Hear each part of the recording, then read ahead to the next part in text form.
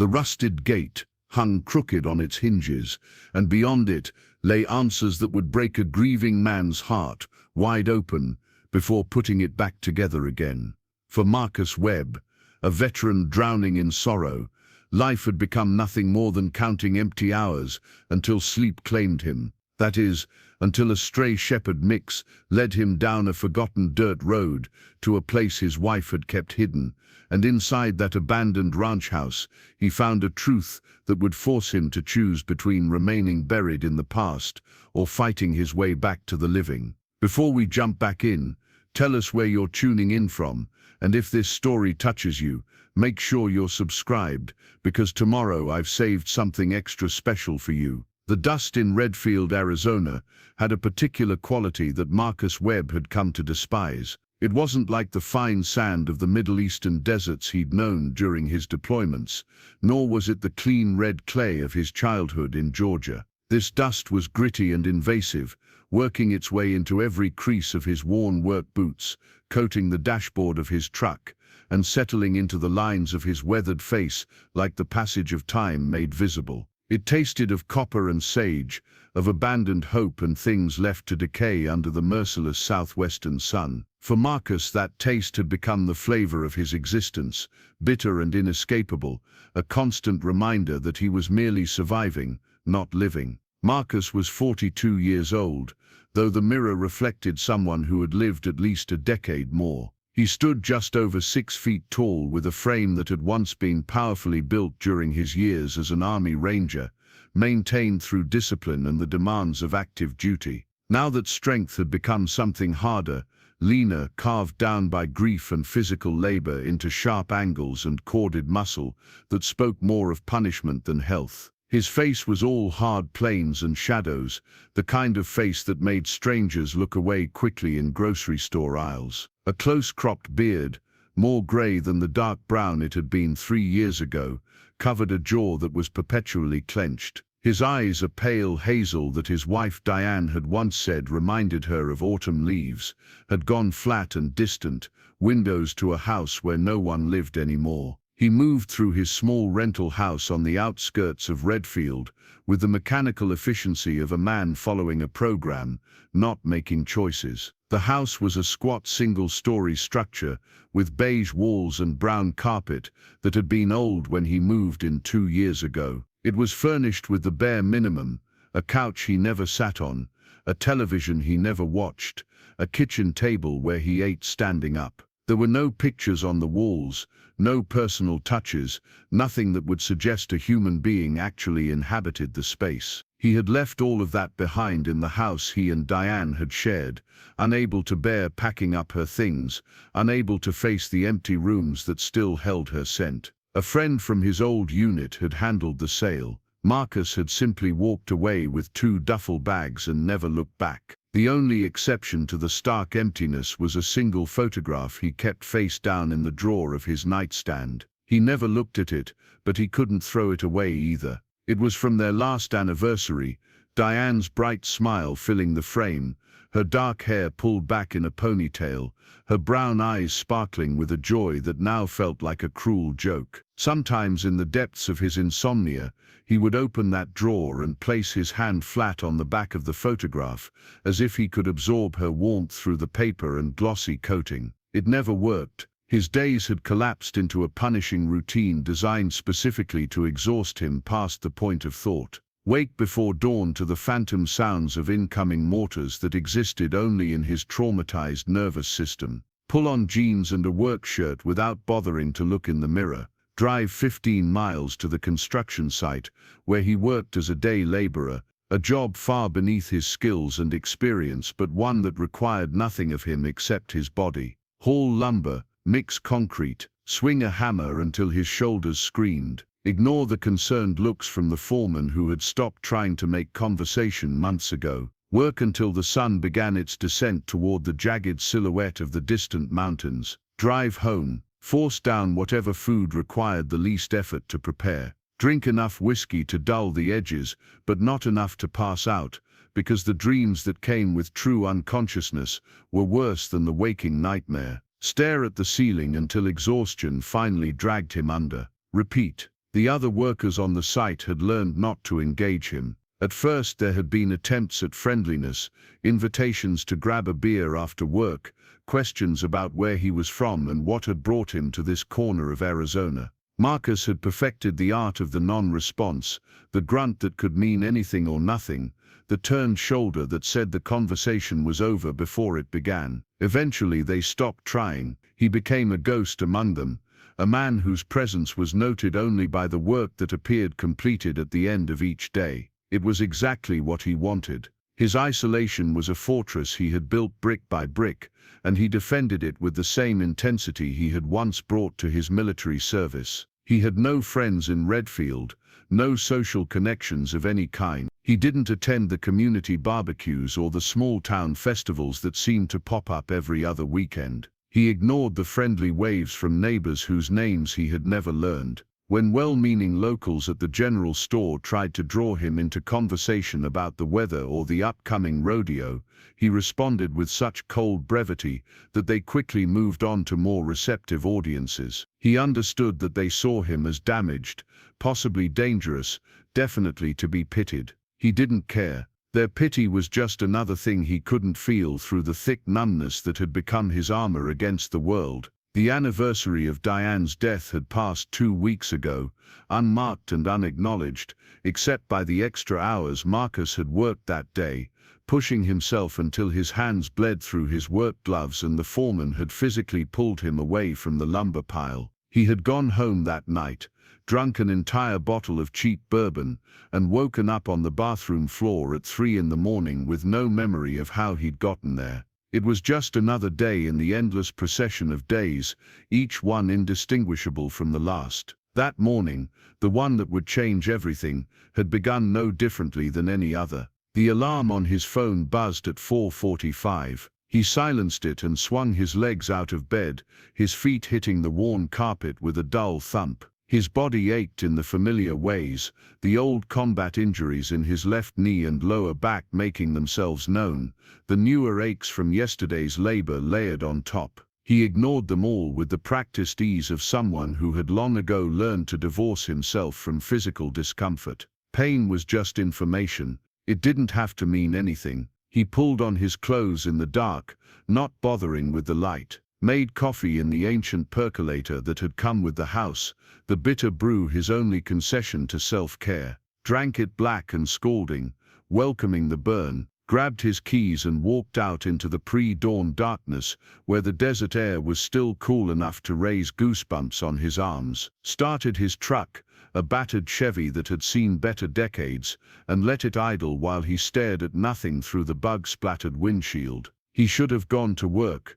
The routine demanded it, but something in him, some indefinable impulse he couldn't name and didn't want to examine, made him put the truck in gear and turn not toward the highway that led to the construction site, but toward the network of dirt roads that wound through the empty stretches of desert on the far edge of town. He told himself he just needed a different view for once, a change in the monotonous landscape of his grief. He told himself it meant nothing. The dirt road he chose was one he'd never traveled before, barely more than 2 rutted tracks cutting through stands of mesquite and creosote bush. The truck bounced and juddered over the uneven ground, kicking up a rooster tail of dust that glowed copper in his rearview mirror as the sun began to break over the eastern hills. He drove without purpose or destination, following the path simply because it was there, because moving forward required less thought than turning around. 20 minutes into the drive, the road curved around a low rise and Marcus had to brake hard to avoid hitting the dog that stood directly in his path. The animal didn't move,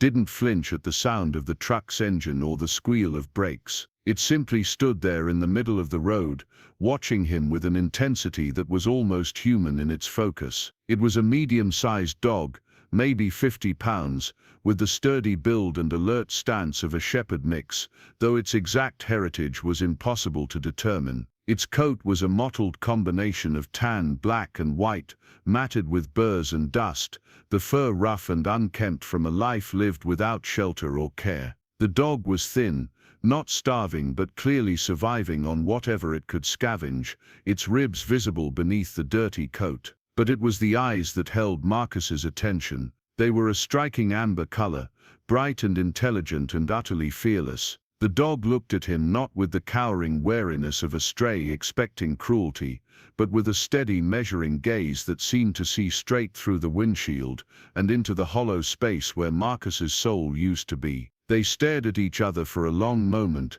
man and animal locked in a silent exchange Marcus didn't understand and didn't want. Finally he laid on the horn, a long aggressive blast that should have sent any wild thing running for cover. The dog's ears flicked at the sound, but it didn't move. It continued to stare at him with those unnerving amber eyes, its body language radiating not aggression or fear, but patience. It was waiting for something. Marcus felt a spike of irrational anger, the first real emotion he'd felt in weeks that wasn't the dull ache of grief. He revved the engine, inching the truck forward, trying to intimidate the animal into moving. Still the dog stood its ground. Marcus cursed, a string of words he hadn't used since his last deployment, and threw the truck into park. He climbed out, his boots hitting the packed dirt with more force than necessary, and advanced on the dog with his arms spread wide, trying to shoo it off the road like he would a stubborn cow.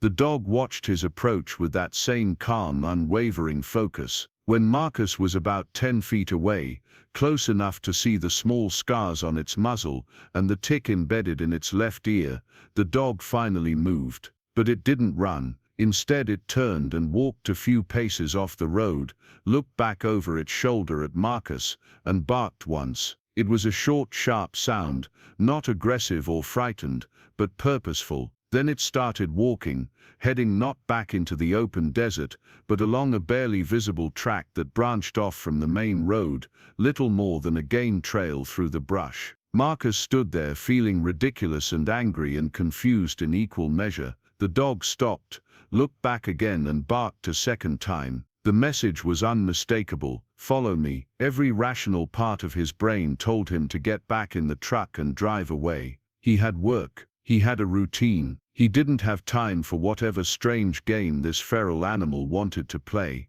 but that same indefinable impulse that had brought him out here in the first place, that small voice he'd been trying to bury for 3 years, whispered that maybe, just this once, he should listen, that maybe something was trying to reach him through the fog of his self-imposed isolation. He followed the dog. It was the first choice he'd made in months that wasn't part of the deadening routine, the first step off the path he'd been walking toward his own slow dissolution. He didn't know it then, but it was also the first step toward salvation. The trail the dog followed was nearly invisible, overgrown and forgotten, winding through dense stands of palo verde and catclaw acacia that scraped at Marcus's arms and tore small holes in his shirt. The dog moved with the confidence of an animal that knew exactly where it was going, pausing occasionally to look back and make sure Marcus was still following, then pressing on deeper into the desert. The sun was fully up now,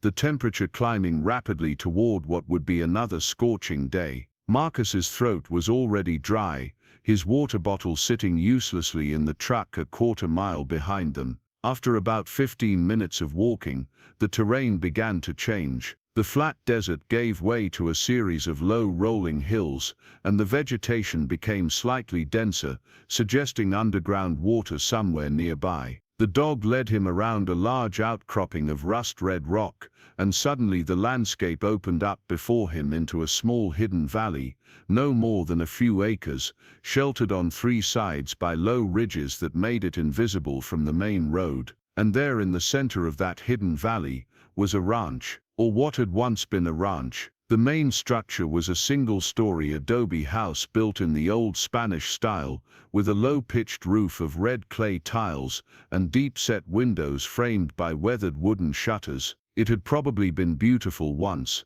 70 or 80 years ago when it was built. Now it was a study in decay. Large sections of the adobe walls had crumbled away, exposing the wooden frame beneath. The roof sagged alarmingly on one end, several tiles missing or broken. The windows were filmed with years of accumulated dust, turning them into blind eyes staring out at nothing. Surrounding the house were the skeletal remains of outbuildings, a barn with its roof partially collapsed, the red paint that had once covered its walls reduced to scattered flakes revealing silver-grey wood beneath, a series of corrals made from weathered posts and rusted wire, sagging and broken in multiple places. What might have once been a stable or equipment shed, now just a pile of lumber slowly returning to the earth. Everything was overgrown with desert plants that had no business being there, fed by an old well that still trickled water into a half-buried stone trough.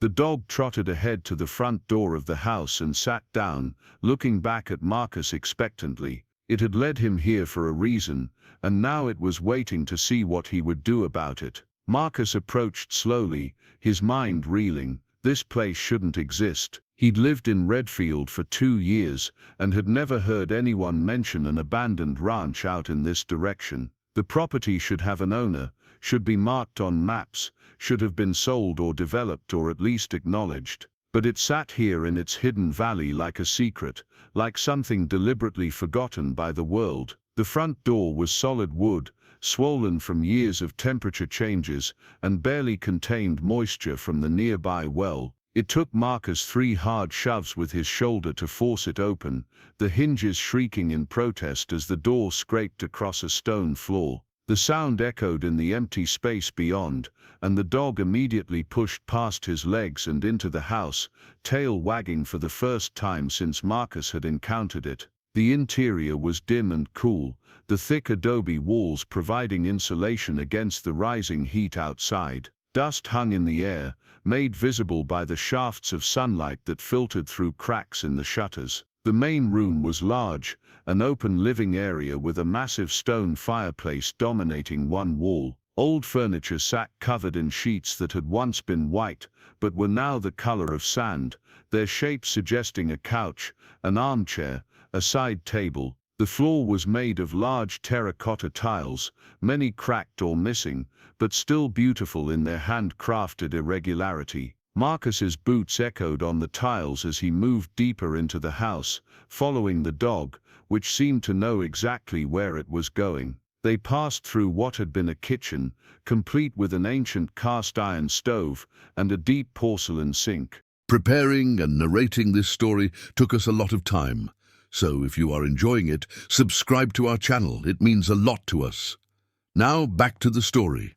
Through a doorway on the far side, they entered what appeared to be a smaller living area or office. And here, finally, Marcus stopped dead in his tracks, his heart suddenly hammering against his ribs with a force that made his vision swim.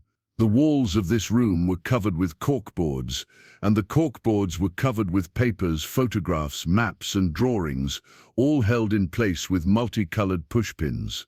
Despite the years and the dust, the images were still visible, still clear enough to recognize.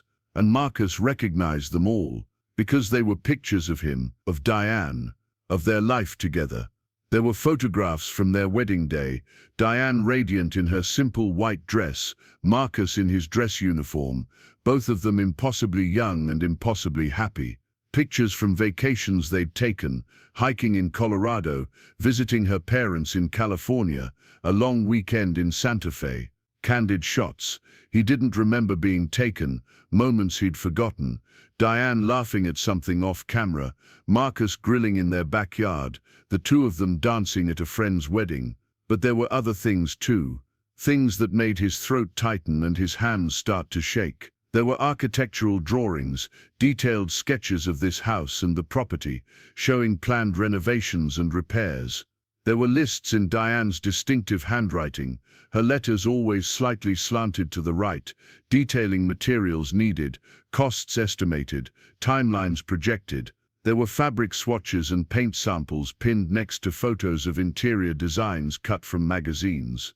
There were maps of the surrounding area with trails marked in red ink, viewpoints circled, points of interest noted. This wasn't a casual dream or a passing fancy.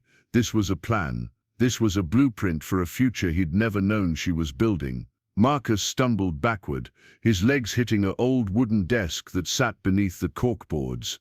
He sat down hard on the dusty surface, his breathing coming in short, shallow gasps. The dog approached him, no longer playful or guiding, but gentle and concerned, pressing its warm body against his shins in a gesture of comfort that was so simple and so unexpected that Marcus felt something crack inside his chest. How had he not known? How had Diane kept all of this from him? When had she found this place? When had she bought it? Because someone had to own this property, and if all of these plans and drawings and lists were here, then that someone had been his wife, the wife he thought he'd known completely, whose every expression and gesture had been familiar to him, whose dreams he'd believed he understood. He'd been so wrong. And she was gone, and he could never ask her why, could never know what she'd been thinking, or what this place had meant to her, or why she'd kept it secret. The questions piled up in his mind like debris after a flood, each one sharp-edged and unanswerable. With trembling hands, Marcus began to search the desk. The drawers were swollen with moisture and age, but he forced them open one by one. Old receipts, dried-up pens, a flashlight with corroded batteries. And then in the bottom drawer on the right side, his fingers brushed against the edge of a leather-bound book. He pulled it out and stared at the cover for a long moment before finding the courage to open it. It was a journal, Diane's journal.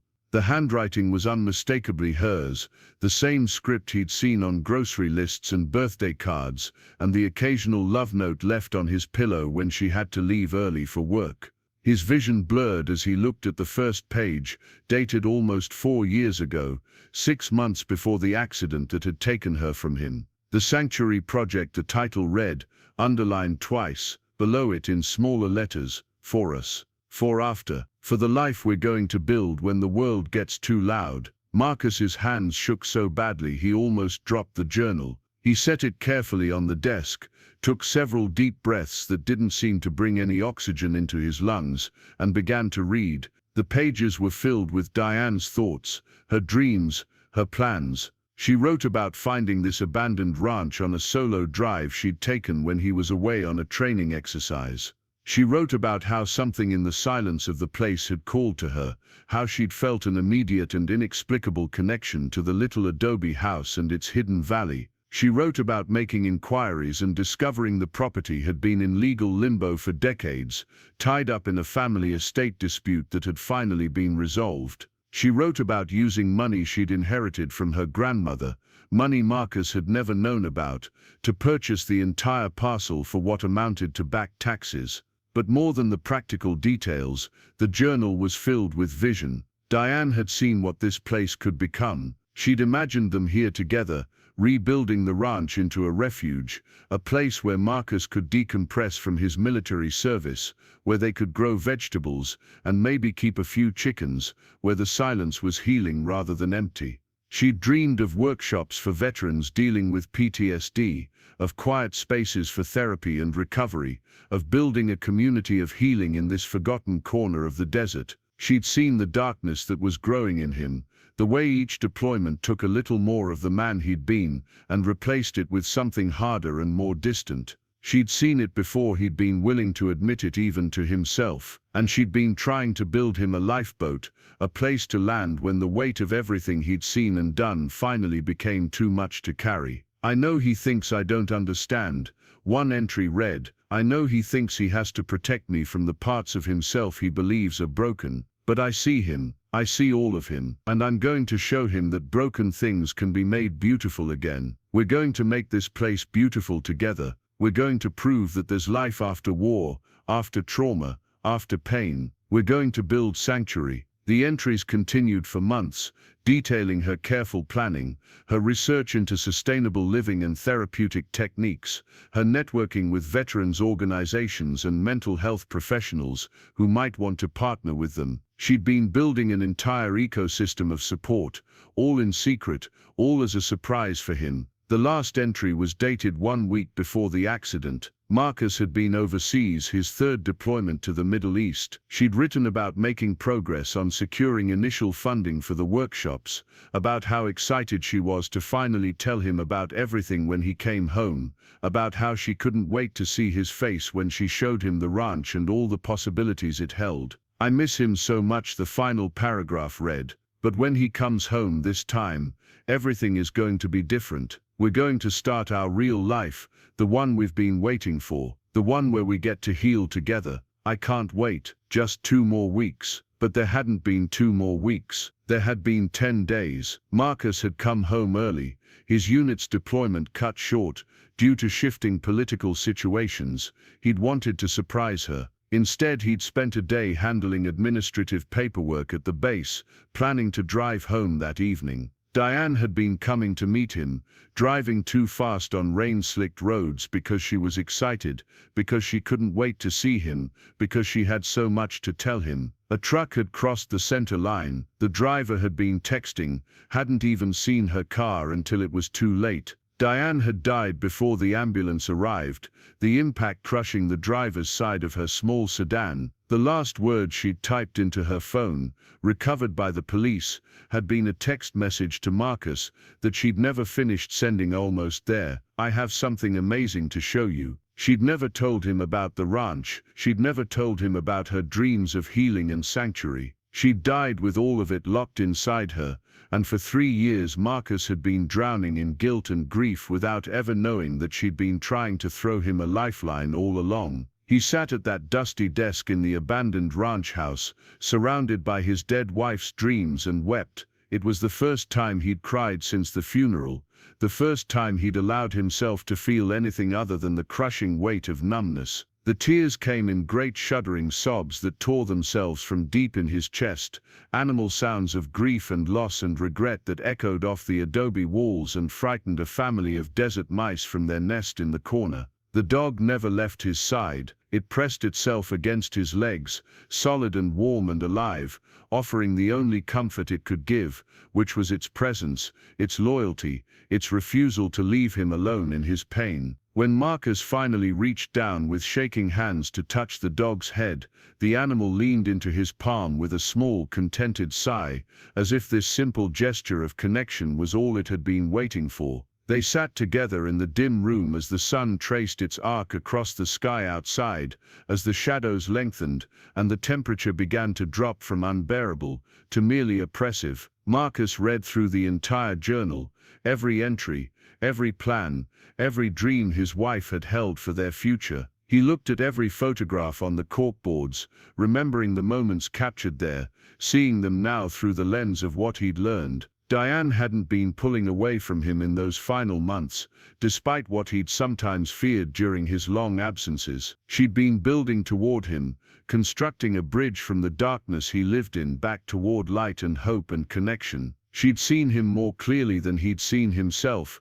had loved him enough to plan for his healing, even when he hadn't been ready to admit he needed it. The guilt was still there, massive and suffocating. The guilt of not knowing, of not paying close enough attention, of being so wrapped up in his own internal battles that he'd missed what was right in front of him. But there was something else now too. There was a question. What was he going to do about it? Was he going to walk away from this place, leave Diane's dreams to crumble into dust along with the adobe walls? Was he going to return to his slow suicide in that rental house, drinking himself into oblivion, night after night until the darkness finally swallowed him completely? Or was he going to honor what she'd tried to build? Was he going to take her blueprint for sanctuary and make it real, even though she'd never get to see it? The choice should have been easy. The choice should have been obvious. But Marcus had spent 3 years teaching himself not to hope, not to dream,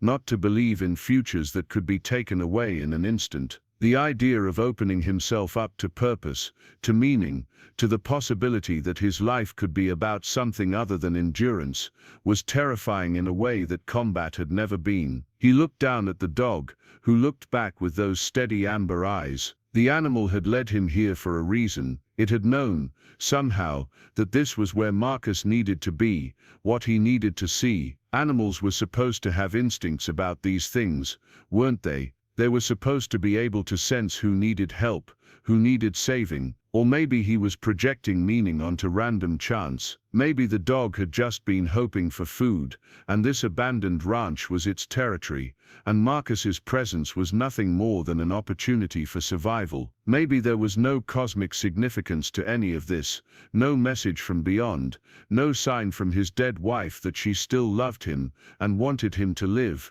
But maybe didn't matter. What mattered was the choice. What mattered was deciding, right here in this moment, whether he was going to continue dying slowly, or whether he was going to try, just try, to live. The dog couldn't make that choice for him. Diane's journal couldn't make that choice for him. Only he could decide whether the pain of hoping was worth the risk of disappointment. Marcus Webb, veteran of 3 deployments and survivor of countless firefights, sat in an abandoned ranch house in the Arizona desert and made the hardest decision of his life. He decided to try. He decided to take his wife's dream and see if he could make it real. He decided that if he was going to honor her memory, it wouldn't be by drowning in whiskey and grief, but by building something that mattered, something that could help other broken people find their way back to themselves. It was a small decision, really, just a choice to show up tomorrow, and the day after that, to see if maybe, possibly, he could learn how to put the pieces together. It was a choice to let the dog lead him one more time, to trust in something outside himself for the first time in years. He didn't know if he could do it. He didn't know if he had the strength, or the skill, or the sheer endurance it would take to rebuild this place. He didn't even know if the choice he was making was the right one, but he knew, with a certainty that felt like solid ground beneath his feet for the first time in 3 years, that he had to try, because Diane had believed in him, because she'd seen something in him worth saving, even when he couldn't see it in himself, and because the alternative, the slow fade into oblivion he'd been courting, was a betrayal of everything they'd shared and everything she'd hoped for. He stood up from the desk, his knees cracking, his body stiff from sitting motionless for so long. The dog stood with him, tail wagging gently, ready for whatever came next. Marcus took one last look around the room, at the evidence of his wife's secret love and careful planning, and made a promise to her ghost and to himself. He would finish what she'd started, he would build the sanctuary she'd envisioned, and maybe, in the process of healing this broken place, he might find a way to heal himself. The sun was setting when Marcus and the dog finally left the ranch house, painting the sky in shades of orange and purple and deep crimson that would have been beautiful if Marcus had been capable of seeing beauty anymore.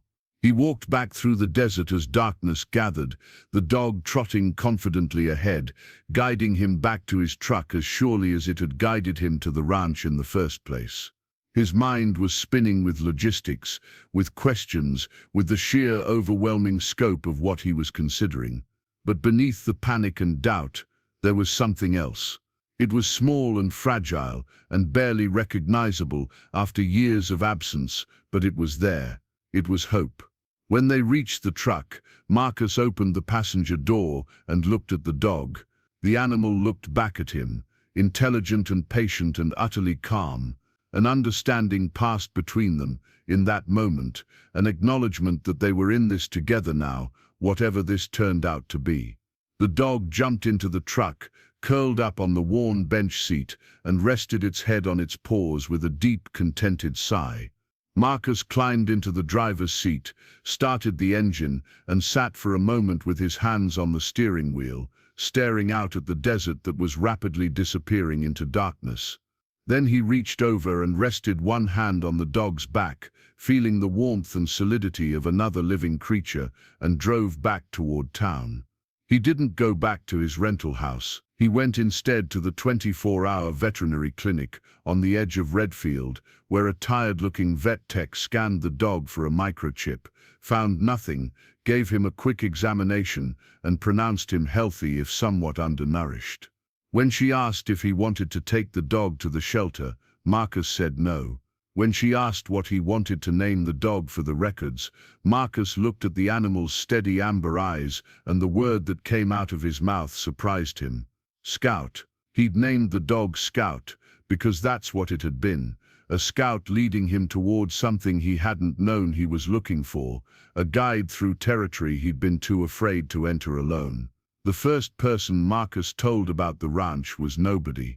He spent 3 days turning the information over in his mind like a stone he'd found in his pocket, examining it from every angle, looking for the flaw that would let him justify walking away.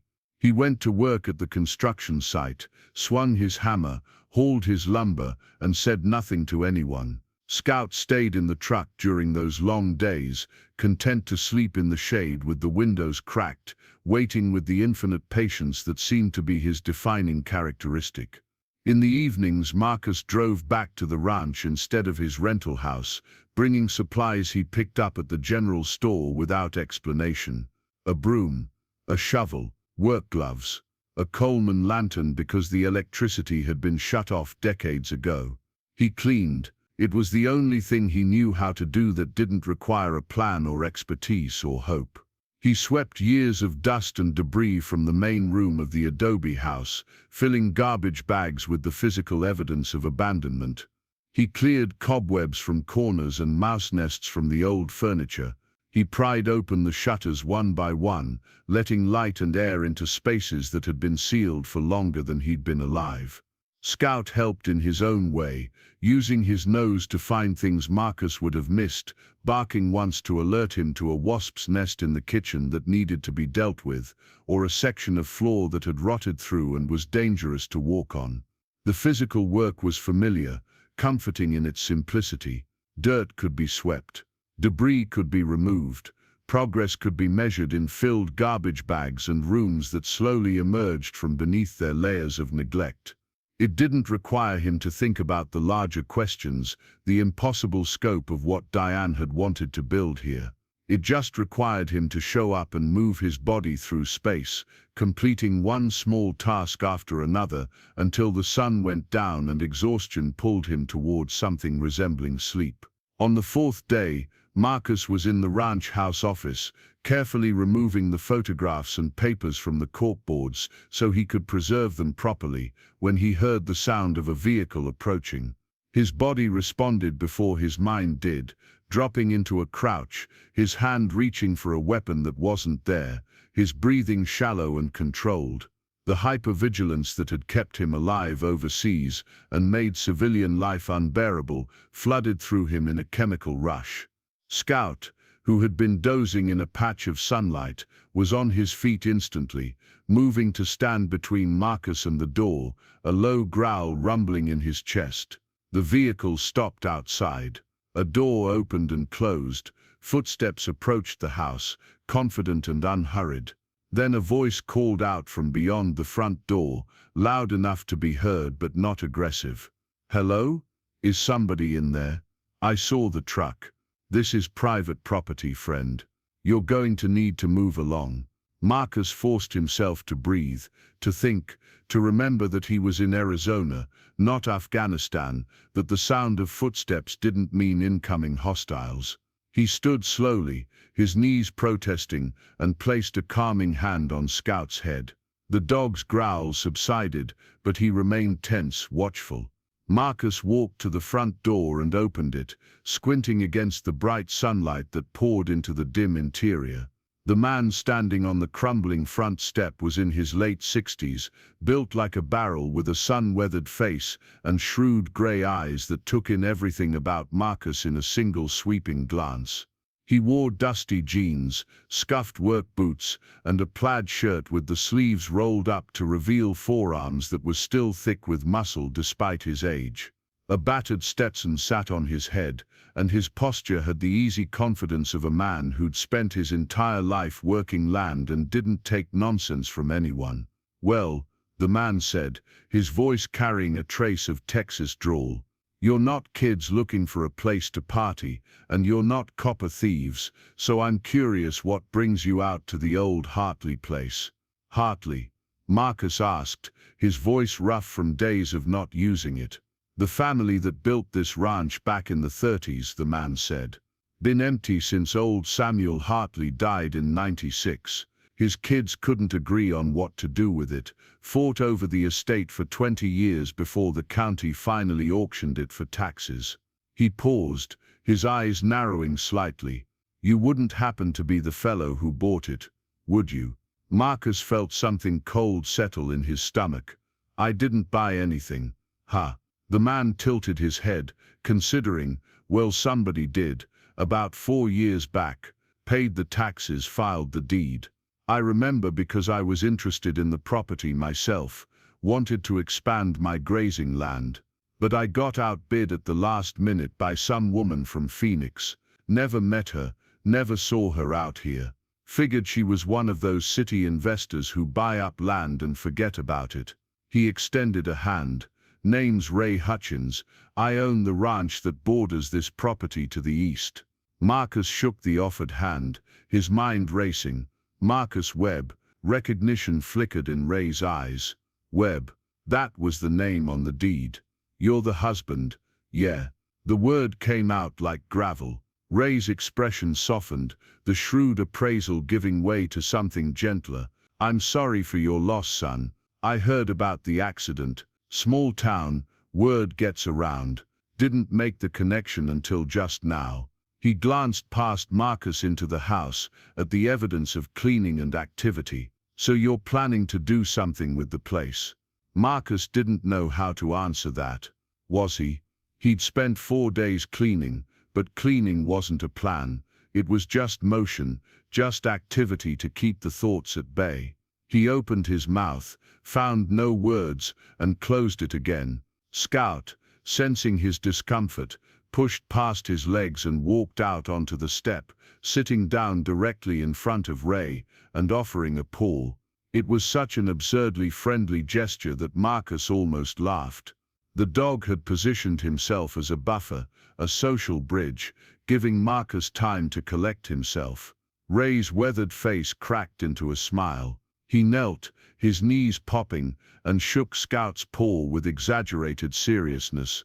Well, hello there, partner. Aren't you a gentleman? He scratched behind Scout's ears, and the dog's tail thumped against the stone step. What's his name? Scout, Marcus said. Good name. He's got the look of a dog who knows things. Ray straightened up, groaning a little as his back protested. Listen, Webb. I don't know what you're planning here, but if you're serious about doing anything with this property, you're going to need help. The well still works. I checked it last year just to make sure it wasn't contaminating my water table, but everything else is held together with rust and hope. You've got structural damage to the main house. The barn is one good windstorm from collapsing completely, and the corral fencing is about as useful as wet newspaper. I know, Marcus said quietly. The question is, do you have the resources to fix it? Because if you don't, if you're just squatting out here because you don't have anywhere else to be, I'm not going to run you off. But I do need to know, because if this place sits empty much longer, it's going to be past saving. It was a fair question. It was the same question Marcus had been avoiding asking himself. He thought about Diane's journal, about the money she'd inherited and used to buy this place. He thought about his own bank account, the modest savings he'd accumulated from years of military pay, and then construction work, money he'd saved because he had nothing to spend it on, no reason to want anything. He thought about the VA benefits he'd been ignoring, the disability payments that piled up unused, because acknowledging them meant acknowledging how broken he was. I have resources, Marcus said. It was the first time he'd admitted it out loud, the first time he'd allowed himself to think of that money as a tool rather than just numbers in an account. I don't know what I'm doing, but I have resources. Ray studied him for a long moment, and whatever he saw in Marcus's face seemed to satisfy him. All right then, you need people. You can't do this alone, not in any reasonable time frame. This valley, it's good land, but it's harsh. Summer heat will kill you if you're not careful, and winter nights get colder than you'd think. You're going to need expertise you don't have, and you're going to need more hands than two. I don't know anyone here, Marcus admitted. I've kept to myself. Yeah, I heard that too. Ray's tone was matter of fact, without judgment. You've got a reputation in town as the guy who doesn't want to be bothered. But people around here, they're good folks. They help their own. The question is whether you're willing to let them help you, or whether you're too proud or too scared to ask. The words hit harder than they should have, not because they were cruel, but because they were true. Marcus had been both proud and scared, wrapped up so tightly in his isolation that the thought of reaching out, of asking for anything, felt like exposing a wound to infection. But Diane hadn't been afraid to ask for help. Her journal had been full of plans to partner with others, to build networks of support, to create something larger than herself. She'd understood something he was only beginning to grasp, that healing wasn't a solo mission, that strength sometimes meant admitting you couldn't do it alone. I don't know how to ask, Marcus said, and the admission felt like failure. Ray nodded as if he'd expected that answer. Well, lucky for you, you don't have to. I'll ask for you, for now. There's a man in town named Jack Morales, retired contractor, builds custom furniture these days, but he knows adobe construction better than anyone in the state.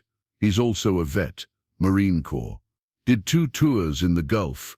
He understands the kind of quiet a man sometimes needs. Ray pulled a small notepad and a stub of pencil from his shirt pocket, scribbled something, and tore off the page. That's his number. You call him, tell him Ray sent you, and tell him you need help with the Hartley place. He'll know what to do.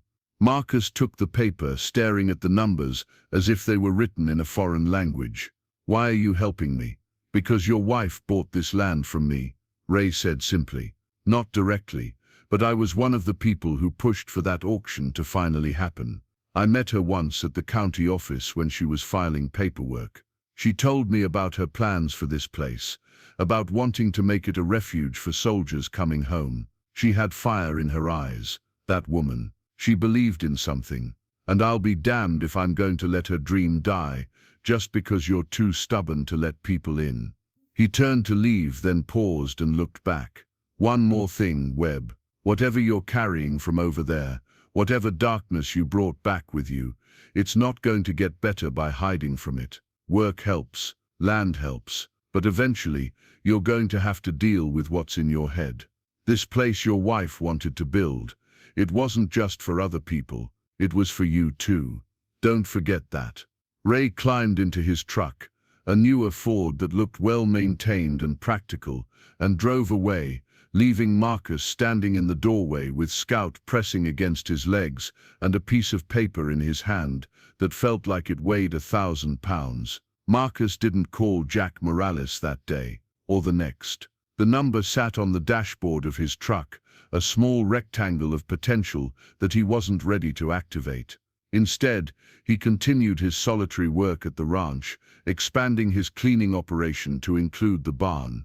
The structure was in worse shape than the house, large sections of the roof open to the sky, the wooden support beams warped and cracked from decades of temperature extremes and moisture. But there was something about the barn that called to him. Maybe it was the sheer scale of the space, the high ceiling and open floor plan that felt like freedom after the confinement of the house.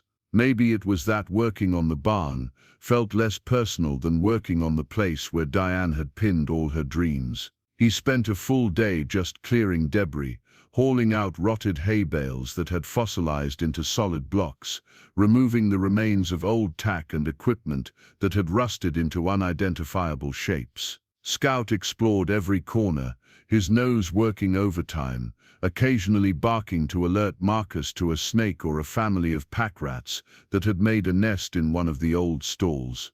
By the end of the day, the barn floor was clear, swept clean down to the hard-packed earth, and Marcus could see the bones of what the structure had once been. It was good bones. The main support posts were massive pieces of oak that had been sunk deep into the ground, and despite the surface damage, they were still solid at their core. The framework was sound, built by people who understood that in this climate, structures needed to be both flexible and strong. With new roofing, new siding, and some strategic reinforcement, the barn could be saved. It could be made into something useful again. That night, Marcus sat on the front step of the adobe house, a bottle of water in his hand instead of his usual whiskey, watching the sun set over the desert. Scout lay beside him, his head resting on Marcus's thigh, occasionally sighing in contentment. The sky was performing its nightly miracle, transitioning from blue to gold to deep crimson,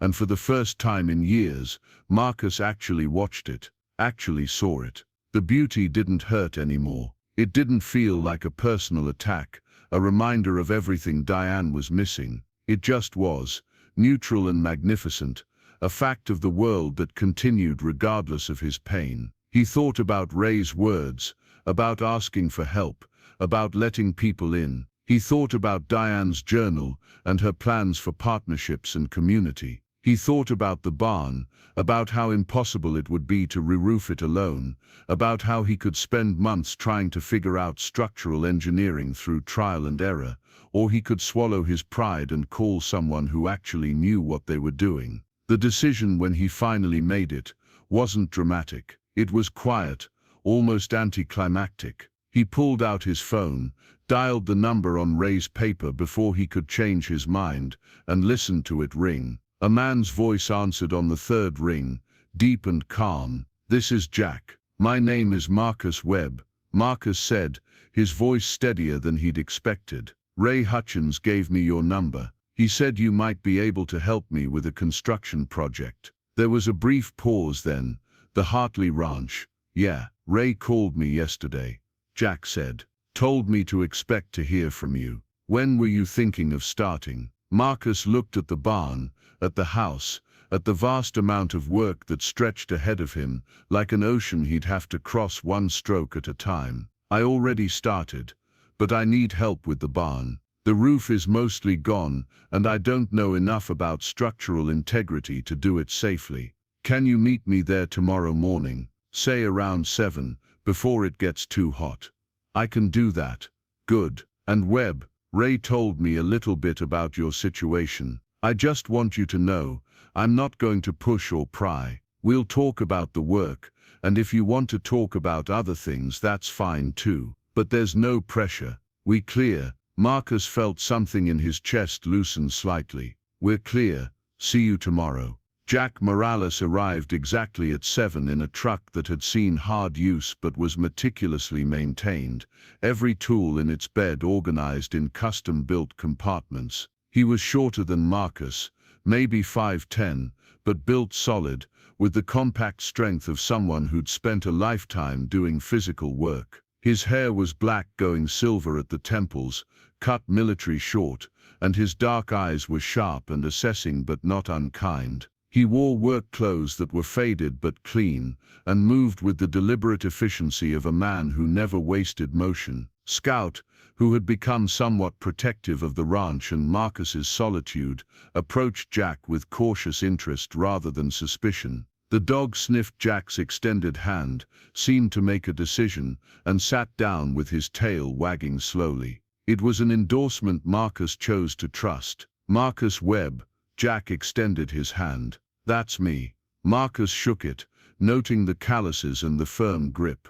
"Let's take a look at what you've got." They walked the property together, Jack asking occasional questions about Marcus's plans, his timeline, his budget. Marcus answered honestly, admitting when he didn't know something, which was often. Jack made notes in a small leather-bound notebook, took measurements, examined the structural elements of both the house and the barn, with the practiced eye of someone who could read a building's history in its cracks and settling patterns. When they finished the tour, Jack sat down on an overturned bucket near the barn and flipped through his notes. "Okay, here's the reality.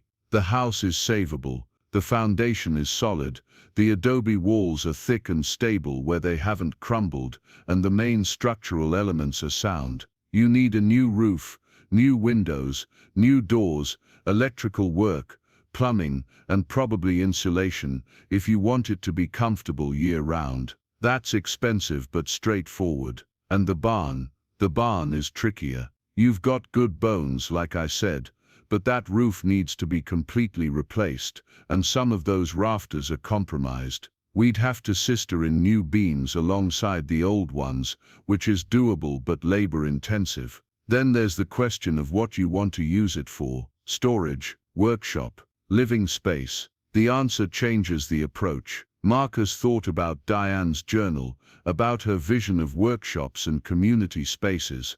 I want it to be usable space, maybe divided into sections: workshop area, meeting space, possibly living quarters for people staying here short-term. Jack's eyebrows rose slightly. That's ambitious.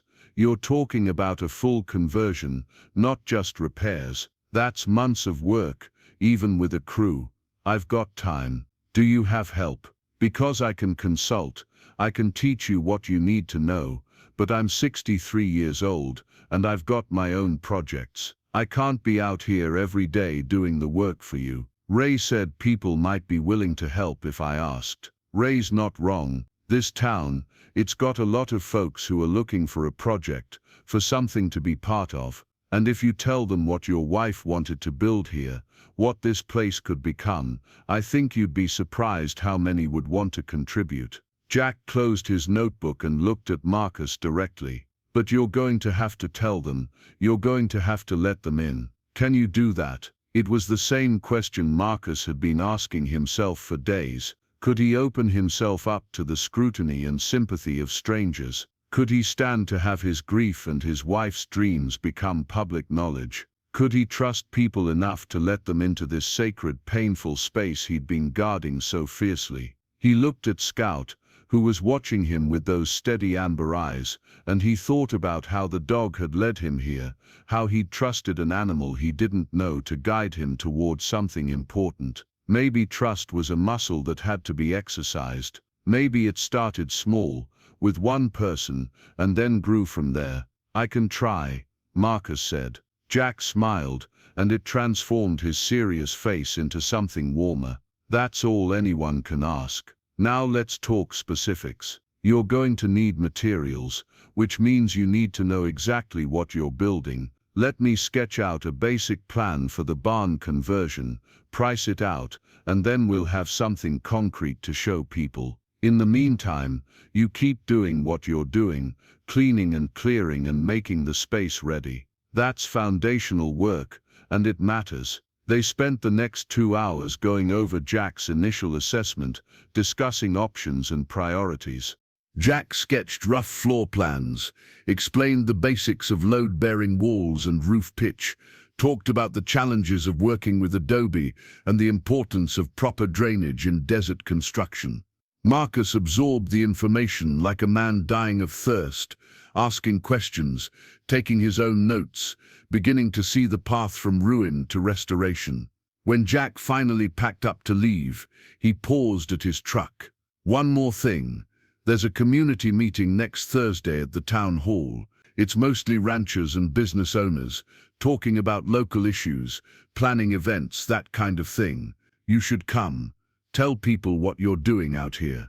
You don't have to make a big speech or anything, but just putting faces to names, letting folks know you're serious about this place, that'll go a long way. The thought of standing up in front of a room full of strangers made Marcus's stomach twist. I don't know if I'm ready for that. You're not, Jack said bluntly. But you'll never be ready if you wait for ready to find you. Sometimes you just have to do the hard thing before you feel prepared for it. That's how you get stronger. He climbed into his truck, then added through the open window, "Your wife, she must have been something special to dream all this up. The best way to honor her is to make sure people know what she was trying to build. Think about it." Marcus watched Jack drive away, leaving him alone with Scout and a head full of plans and possibilities. The dog nudged his hand, and Marcus knelt down, burying his face in Scout's fur for just a moment, drawing strength from the simple, uncomplicated loyalty of the animal who had brought him here. "What do you think, boy?" Marcus murmured. "Am I crazy for thinking I can do this?" Scout licked his ear, which Marcus chose to interpret as encouragement. The days that followed fell into a new rhythm. Marcus continued working at the construction site during the day, but now his evenings and weekends belonged to the ranch. He worked until his body ached and his hands bled, repairing fence posts, clearing brush, patching the worst of the holes in the adobe walls with a mixture Jack had taught him to make. Scout was always with him, a constant presence that made the work feel less lonely. The dog had filled out considerably since those first days, his coat becoming thick and glossy with regular food, his movements more confident and relaxed. He'd claimed the ranch as his territory, marking its boundaries, chasing off coyotes that came too close, and greeting the occasional delivery truck with a series of important-sounding barks that never quite escalated to aggression. Marcus found himself talking to Scout, narrating his work, asking the dog's opinion on decisions that didn't actually require input. It was easier than the silence had been, easier than being alone with his thoughts. Scout listened with the appearance of deep attention, his head tilted, his ears pricked forward, and Marcus pretended that the dog understood, that he was offering wisdom along with companionship. On Wednesday evening, the night before the community meeting Jack had mentioned, Marcus sat at the old desk in the ranch house office with Diane's journal open in front of him. He'd read it cover to cover 3 times now, memorizing her words, her dreams, her careful plans. He knew he should go to the meeting. He knew Jack was right about the importance of making connections, of building the network of support that would be essential to transforming this place from ruin to refuge. But the thought of standing in front of a room full of people, of making himself vulnerable to their judgment and their pity, was almost paralyzing.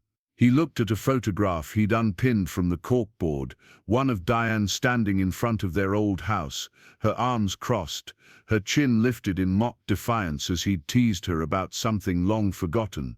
She'd been fearless in ways he'd never been, comfortable in her own skin, unafraid of what people thought.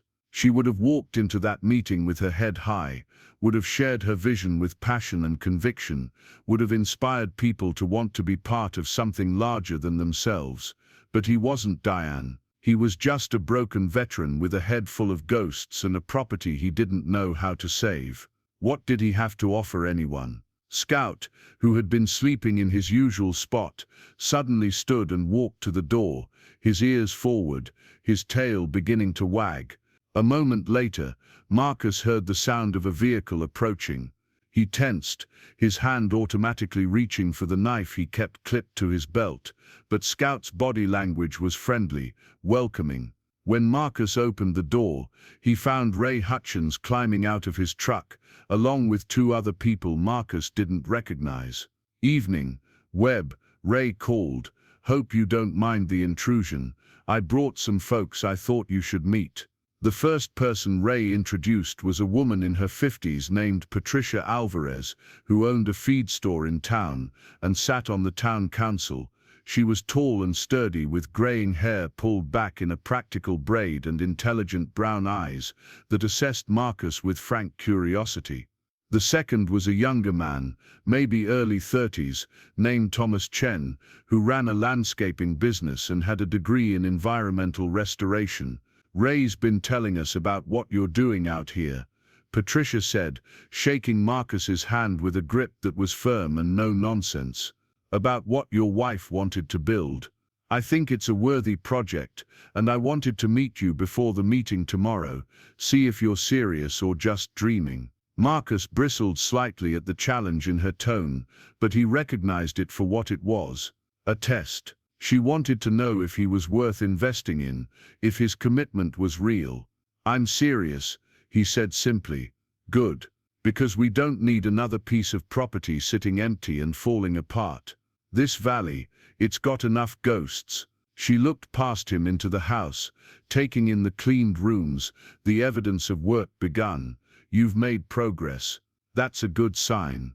Most people who buy these old places give up after the first day when they realize how much work is involved."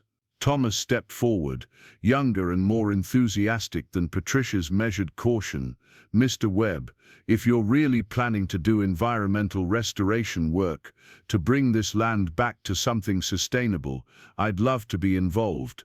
They're a native plant species that used to thrive in this valley before overgrazing and poor water management destroyed the ecosystem. With the right approach, we could turn this place into a model for desert restoration. Ray clapped Marcus on the shoulder. See, I told you, people want to help. They just need to know you're worth helping. Now, are you coming to the meeting tomorrow or not?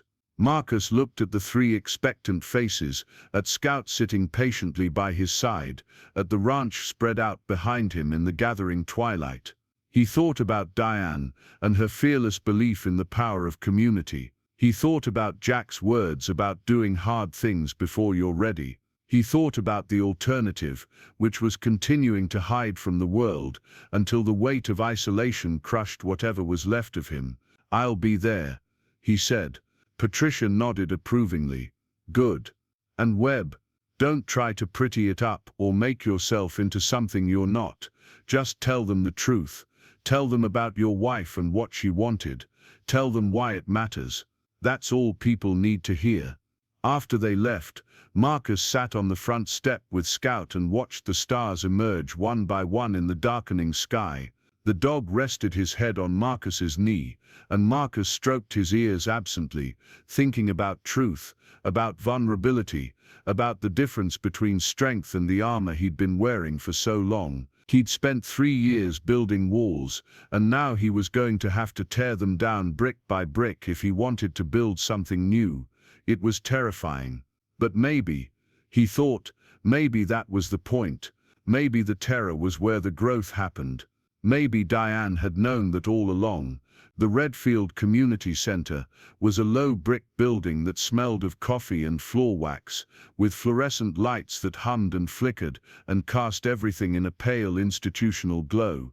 Marcus arrived 15 minutes early, Scout waiting in the truck with the windows down, and found about 30 people already gathered in folding chairs arranged in loose semicircles. They were ranchers mostly, men and women whose faces bore the permanent weathering of outdoor work, but there were others too, shop owners, retirees, young families, the fabric of a small town that still cared about what happened within its borders. Ray spotted him immediately and waved him over to a seat near the front. Jack was there too, along with Patricia and Thomas from the night before. Their presence was steadying, a small circle of familiar faces in a sea of strangers. Marcus sat down, his hands clenched on his knees, feeling exposed and vulnerable in a way he hadn't since his first day of basic training decades ago. The meeting started with routine business. Discussion of a proposed stoplight at the highway intersection, updates on the summer rodeo planning, a debate about funding for the volunteer fire department. Marcus half listened, his mind cycling through what he would say when his turn came, discarding and revising until nothing sounded right. He was so lost in his own thoughts that he almost missed Ray standing up and addressing the room. Before we adjourn, I want to introduce someone. Marcus Webb recently moved to Redfield, and he's taken on a project I think some of you might want to hear about. Marcus, you want to come up here? Every eye in the room turned toward him. Marcus felt his throat close, felt the familiar spike of adrenaline that accompanied any situation where he was the center of attention. Scout, even outside in the truck, seemed to sense his distress. Through the window, Marcus could see the dog standing with his paws on the dashboard, watching the building intently. That steadfast presence gave him just enough courage to stand. He walked to the front of the room on legs that felt disconnected from his body, cleared his throat, looked out at the waiting faces, and found he had absolutely no idea where to start. The silence stretched, growing awkward, and he saw people beginning to shift uncomfortably in their seats. Then he remembered Patricia's advice. Just tell the truth. My wife died 3 years ago, Marcus said, his voice rough but audible. Her name was Diane. I didn't handle it well. I spent 3 years trying to drink myself to death slowly enough that nobody would call it suicide. The blunt honesty seemed to shock the room into a deeper silence. Marcus pressed on before he could lose his nerve. 2 weeks ago, a stray dog led me to a property outside town, the old Hartley Ranch. Turns out my wife bought it 4 years ago before she died. She had plans for it. She wanted to turn it into a place where veterans could come to heal. A sanctuary. She never got to tell me about it before the accident, so I spent 3 years not knowing she'd been trying to save me. His voice cracked slightly on the last words, but he pushed through. I found her journal, all her plans, and I decided I'm going to finish what she started. I'm going to build what she dreamed of. But I can't do it alone. He paused, looking around the room at faces that had shifted from polite curiosity to something deeper. Recognition, maybe. Understanding. I don't know most of you. I've kept to myself since I came here because I was drowning and didn't want to pull anyone else under with me. But my wife, she understood something. I'm only just learning that healing isn't something you do alone. That broken people can help fix each other if they're willing to try.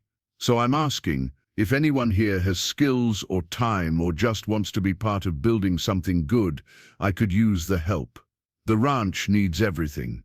New roof, structural repairs, plumbing, electrical. Eventually, we'll need to set up programs, partner with VA services, create spaces for therapy and workshops. It's years of work, but I think it matters. I think my wife was right about what this place could become. He stopped, having run out of words, and stood there feeling stripped bare and exposed. For a moment, no one moved. Then an older man in the back row stood up. He was lean and weathered with white hair and pale blue eyes. Name's Richard Foster. I'm a licensed electrician, been retired 5 years and bored out of my mind. I'll help you wire that house proper, no charge for labor. You just cover materials. Before Marcus could respond, a woman in her 40s raised her hand. Annie Blackwood. I run the hardware store. I can get you contractor pricing on materials, and I'll donate what I can from overstock. Then others started speaking up. A plumber offering to assess the water system. A carpenter willing to help with framing. A retired teacher who said she'd help organize community fundraisers. A young couple who just bought a ranch of their own and wanted to learn Adobe repair while helping with Marcus's project. The offers came faster than Marcus could process them. A wave of goodwill and generosity that left him speechless and overwhelmed. Patricia stood and quieted the room with a raised hand. All right, everyone. This is good. This is what community looks like. But we need to organize this properly. Marcus, are you willing to set up a regular work schedule? Maybe weekend projects so people can participate without taking time off their regular jobs. Marcus nodded, not trusting his voice. Good. Then let's plan on starting 2 weeks from Saturday. That gives Marcus time to finalize priorities with Jack, get materials ordered, and set up a work plan.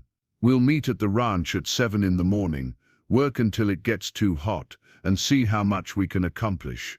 Bring your own tools, water and sun protection. Marcus will provide lunch. Sound fair? There was a general murmur of agreement. The meeting dissolved into smaller conversations as people approached Marcus to offer specific skills or ask questions about the project.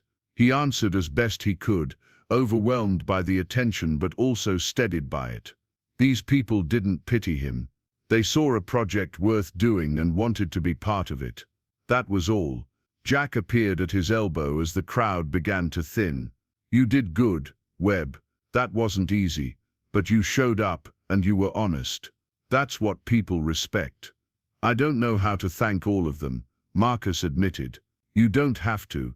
You just have to show up and work hard and let them be part of it. That's thanks enough. Jack squeezed his shoulder once, then left to talk to Richard about electrical planning. Ray was the last to approach, his weathered face creased in a satisfied smile. Your wife would be proud of you, son. You know that. Marcus felt his eyes burn but refused to let the tears fall. I hope so. I know so. Now go home. You've got 2 weeks to get ready for an invasion of helpful neighbors. Better make sure that ranch can handle it. The 2 weeks that followed were a blur of frantic preparation. Marcus took a leave of absence from the construction site, burning through vacation days he'd never used, and threw himself into readying the ranch for the promised work party. Jack came out several times to help finalize plans, and together they created a detailed priority list. The barn roof would be the first major project, requiring the most people and the most expertise. While that was underway, smaller teams could work on clearing brush, repairing corals, and assessing the house's electrical and plumbing systems. Marcus ordered materials through Annie's hardware store, watching his bank account drain with each purchase but feeling strangely calm about it. This was what the money was for. This was purpose. He arranged delivery of lumber, roofing materials, wire, pipe, and countless boxes of screws, nails, and fasteners. His small rental house became a staging ground for tools and equipment he was slowly accumulating. Scout adapted to the increased activity with his usual calm patience. He seemed to understand that something important was building, and he appointed himself supervisor of all operations. He inspected each delivery, investigated every new pile of materials, and maintained his vigil over the property boundaries with dedicated focus. 3 days before the scheduled work party, a surprise visitor arrived. Marcus was in the barn taking measurements for Jack's roof plan when Scout's bark announced someone's approach. He emerged into the sunlight to find a van parked near the house and a woman in her 30s climbing out. She had dark hair pulled into a ponytail and wore jeans and a professional-looking blouse that seemed incongruous with the ranch setting. "Marcus Webb," she called. "That's me." He approached cautiously, Scout at his side. "My name is Dr. Sarah Winters. I'm a psychologist specializing in veteran mental health. I work with the VA clinic in Flagstaff. I heard about your project through some of my patients who live in Redfield, and I wanted to talk to you about it if you have time." Marcus tensed, his defenses rising automatically. He didn't need a therapist. He didn't need someone poking around in his head, trying to fix him. But before he could formulate a polite dismissal, Dr. Winters raised her hands in a gesture of peace. "I'm not here to evaluate you or offer unsolicited treatment. I'm here because what you're building could be genuinely valuable. If you're serious about creating a healing space for veterans, I'd like to help.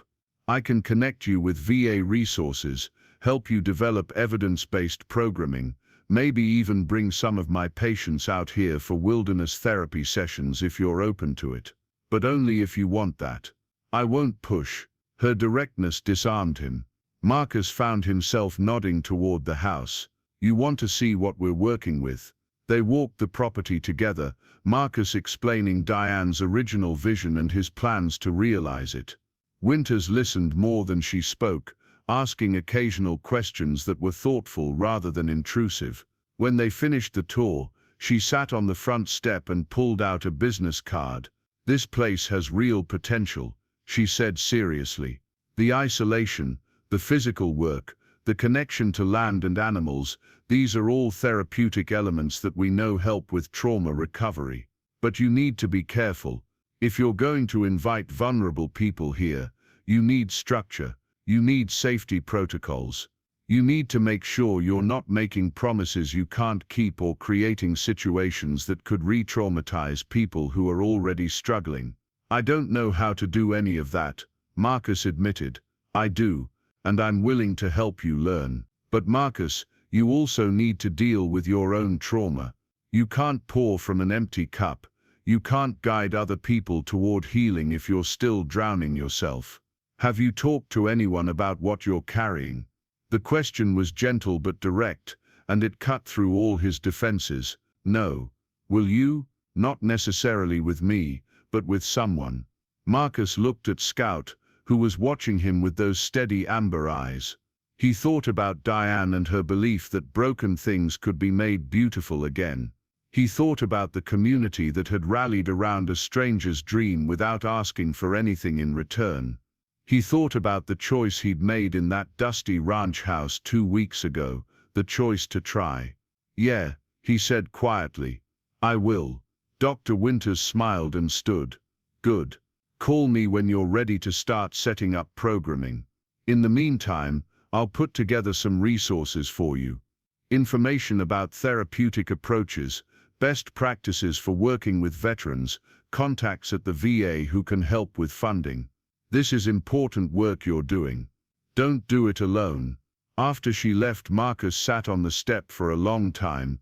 Scout pressed against his side and let himself feel the full weight of what he was building. It was terrifying and exhilarating in equal measure. He was opening himself up to failure, to judgment, to the possibility that he'd pour everything he had into this project, and it still wouldn't be enough. But he was also opening himself up to connection, to purpose, to the possibility that something good could come from his grief. The morning of the work party arrived with a sky so blue it hurt to look at, and temperatures that promised brutal heat by midday. Marcus was at the ranch before dawn, setting up workstations, filling water coolers, and trying to calm the nervous energy that had him moving in circles like a caged animal. Scout seemed to sense his anxiety and stayed close, occasionally nudging his hand as if to remind him he wasn't alone. The first truck arrived at 6:45, and another. By 7, the hidden valley was filled with vehicles and more people than Marcus had ever seen in one place outside of his military service. There were at least 50 people, maybe more, ranging from teenagers to retirees. They came with tools and energy and a willingness to work that humbled him. Jack took charge of organizing the chaos, dividing people into teams based on skill and task. The experienced builders would tackle the barn roof. Others would work on clearing and repair projects. A group of younger volunteers would handle the massive job of hauling debris and organizing materials. Patricia had brought supplies for a field kitchen and was already setting up tables under a makeshift canopy with help from several other women. Ray found Marcus standing slightly apart from the organized chaos, looking shell-shocked. "Stop staring and start working. Webb, these people didn't come here to watch you have an existential crisis. They came here to build something, so build." The blunt words snapped Marcus out of his paralysis. He grabbed his tool belt and joined Jack's team at the barn. The work was hard and hot and required constant communication and coordination. They tore off the remaining sections of damaged roof, exposing the rafters to full sunlight. They assessed each beam, marking the ones that needed reinforcement or replacement. They measured and cut and fitted new support structures, working with the kind of focused intensity that left no room for anything except the task at hand. Marcus lost himself in the work, in the familiar physical demands of construction, in the simple satisfaction of problems that had clear solutions. Measure twice, cut once. Square your corners, check your level. These were rules he understood, a language he spoke fluently. Around him, the ranch transformed. The sound of hammers and saws filled the air. The smell of cut wood and fresh earth rose in the heat. Scout moved among the workers like a foreman, checking on each team, accepting pats and ear scratches, his tail wagging constantly. At noon, Patricia rang a bell, and everyone stopped for lunch. She'd coordinated with several families to prepare a massive spread of food, and people gathered in the shade to eat and rest and compare progress. Marcus found himself pulled into conversations whether he wanted to be or not. People asked questions about his plans, offered suggestions, shared their own experiences with construction or ranching, or dealing with difficult land. He answered as best he could, slowly relaxing into the rhythm of it, remembering how to be part of a community. Richard, the retired electrician, cornered him near the water coolers. "I took a look at your electrical situation. It's worse than I thought. The whole system needs to be replaced, not just updated. We're talking about a complete rewire of the house. That's going to take time and money." "How much money?" Marcus asked. Richard pulled out a small notebook and showed him a rough estimate. It was substantial but not impossible. "I can do the work over several weekends. I'll need 1 or 2 helpers who can learn as we go, but we can get it done." "Thank you," Marcus said, and meant it with an intensity that seemed to surprise the older man. "Don't thank me yet. Wait until you see the bill for materials." but Richard was smiling as he said it. The afternoon brought its own challenges as the temperature soared past 100 degrees. Several of the volunteers had to stop and rest in the shade, downing water and cold towels that Patricia distributed with stern warnings about heat exhaustion. But the work continued. By 4, when Jack finally called it quits for the day, the barn had a complete new roof frame. The corrals had been repaired, mountains of brush had been cleared. The transformation was visible, tangible, real. As people packed up their tools and prepared to leave, Marcus stood on the front step of the house and raised his voice to be heard over the conversations. "I don't know how to thank you all. What you did here today, it's more than I could have hoped for, more than I deserve." "You don't deserve anything," Patricia called back, her tone matter of fact. "None of us do, but we all need each other, and we're all trying to build something worth having. You gave us a reason to come together. That's thanks enough. Now same time next month." There was a chorus of agreement. People waved and called out goodbyes as they drove away, leaving Marcus and Scout alone in the sudden silence. The ranch looked different. It looked possible. The ruins were still ruins, but now they were ruins in the process of becoming something else. Over the following months the pattern repeated.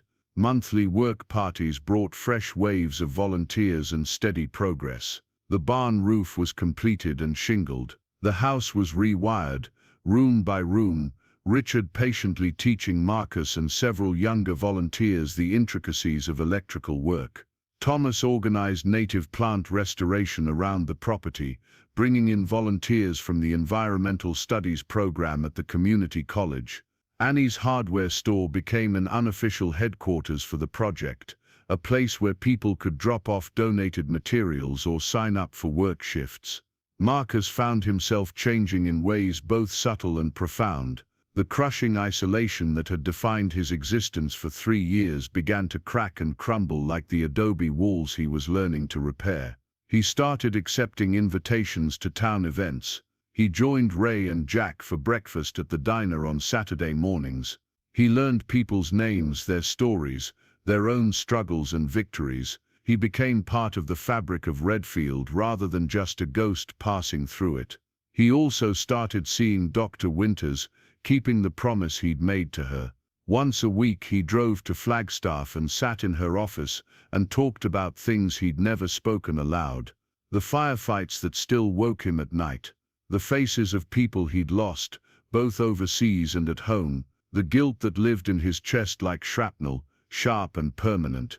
The sessions were brutal, but they were also necessary. He was learning to carry his trauma differently, to acknowledge it without letting it consume him. Scout remained his constant companion, the steady center around which everything else revolved. The dog had gained weight and muscle, his coat thick and healthy, but more than physical changes, he seemed to have grown into himself. He was confident where he'd been fearful, social where he'd been wary. He greeted visitors with enthusiasm, supervised work crews with dignified attention, and still spent every night curled up near Marcus's bed, a warm breathing reminder that he wasn't alone.